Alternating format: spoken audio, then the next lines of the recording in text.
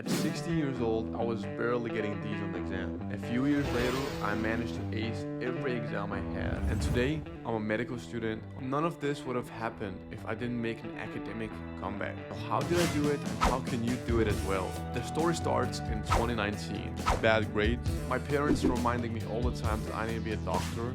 I need to make a change. No more video games, no more late night gaming. I need to lock in. The secret is to lock in. Go ahead, get started. I'm just kidding. This is not gonna be like the other videos on YouTube where you will get a little bit motivated and they tell you to get disciplined and lock in. Here's the exact step-by-step guide for how you can actually make the greatest academic comeback of all time. So step 1, look at your current grades, and for every grade that you have received, write down the reason you think you got that specific grade. Was it simply because you were lazy, which is totally fine to admit for now? Or is it because there is a certain part of the subject that was very hard to understand? The reason you should do that is because you can only move forward by looking backwards and understanding the areas where you lack the most. Let me share a story with you. There is a friend of mine, let's call him Steve. Steve was struggling with his grades and felt overwhelmed. He wanted to get better grades, but did not know how. No matter how much Steve tried, he would keep getting D's and C's. You see, Steve had a problem, but he did not know what the problem was, and that's why he could not find a solution.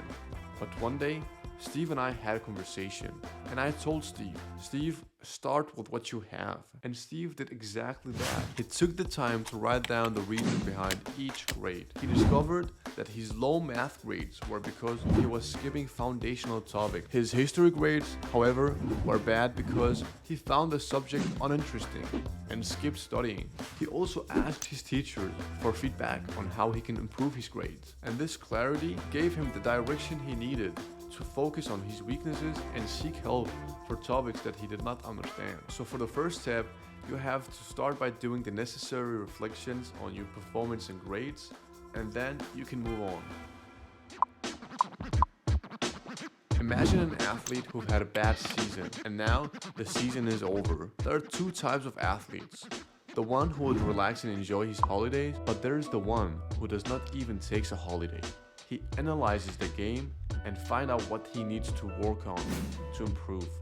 He makes sure to get better and better and work on his weaknesses. You have to do the same thing as well, because in some way, you're just like the athlete who've had a bad season. In your case, you just got bad grades. So focus on the tasks and subjects that you are the worst at. Check out your old exams, assignments, and feedback from your teachers. Don't just glance at them, study them. Look for patterns in your mistakes. Are you consistently losing points in certain areas? Whatever it is, try to identify it. This is your starting point. Just like an athlete finds his weaknesses, you need to know exactly where your weak spots are academically. But identifying your weaknesses is just the first step. Just like an athlete uses his off-season to train, you should use your weekends and holidays to get ahead. That is your off-season. Use this time wisely.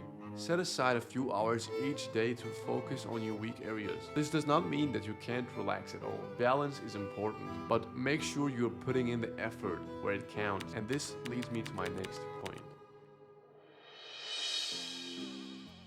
As a wise man once said, a goal without a plan is just another dream. We're not here to dream, we are here to make those goals a reality. So let's dive into how you can create a study schedule that will set you up for success. Obviously by now, everybody knows the benefit of having a study schedule and setting goals for the semester or the school year. You might have tried setting goals and making a study schedule before, but I would like to show you the right way to do it. You see, it's all about setting smart goals.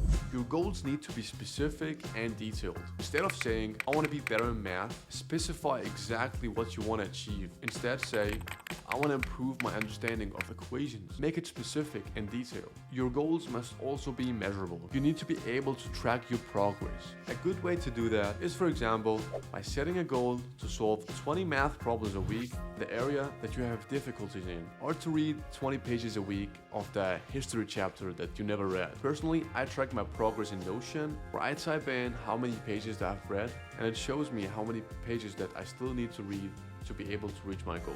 But the goals that you're setting has to be achievable. While it's good to aim high, Your goals should be realistic. Now listen carefully to this. Me personally, I'm a huge believer of the philosophy of dreaming big. You should always aim for the moon. But in this case, you should have realistic goals for yourself. Let me explain why. What I mean by realistic is don't set yourself up for failure by expecting to learn an entire subject in one day, especially if you're not used to study that much. You don't want to burn out right away by having unrealistic expectations. So start out slowly, and the more progress you can make, the more ambitious goals you can set.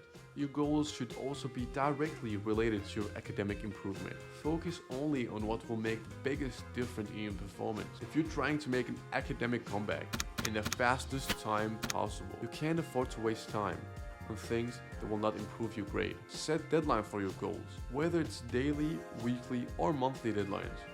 Having a deadline is extremely important and is something that will keep you motivated and prevent you from procrastination. Another thing that will stop you from procrastination is having a steady scheduler. Personally, I use Notion to have an overview of which subjects I need to focus on and which tasks that I'm done with. I will leave the template that I personally use in the description so you can download it as well. Creating a plan, identifying weaknesses, and setting goals is one thing. But staying motivated and avoiding burnout is another challenge entirely. It's easy to get overwhelmed, especially when the results are not immediate. So how do you stay motivated when things get tough? First, remember to pace yourself. You're in this for a long haul.